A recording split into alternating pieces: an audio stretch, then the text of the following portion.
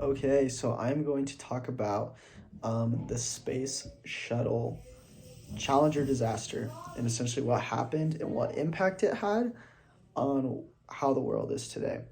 So essentially, what this is it was a space shuttle over in Florida um, that was taking off, that was going to orbit.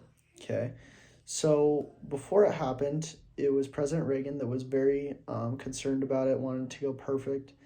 And as the flight took off, 73 seconds in, it exploded, um, killing all seven members of the crew, obviously.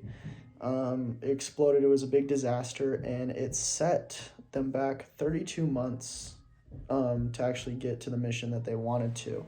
So, obviously, the question was, why did this happen? How did it happen? And what impact was it going to have on the United States with orbiting in space and also the safety of the crew? So, first off, how it happened is it blew up, but it was ultimately down to a decision.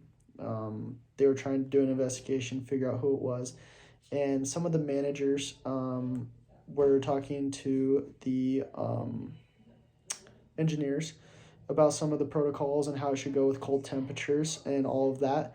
And ultimately, what it came down to is we didn't have the correct temperature for the flight to get into the air, and due to the temperature, it overheated and blew up. So that is the negative of it. That is what happened. Now, what impact it had is it made it so we have to be very cautious in NASA on what we do in the future with these projects and how they're going to be done. Due to the seven people dying and also the millions of dollars lost in the project, it is something that is not to be relaxed with, obviously, because you're talking about people's lives and you're also talking about an immense amount of money that comes from the government as well. And so President Reagan was super cautious about this.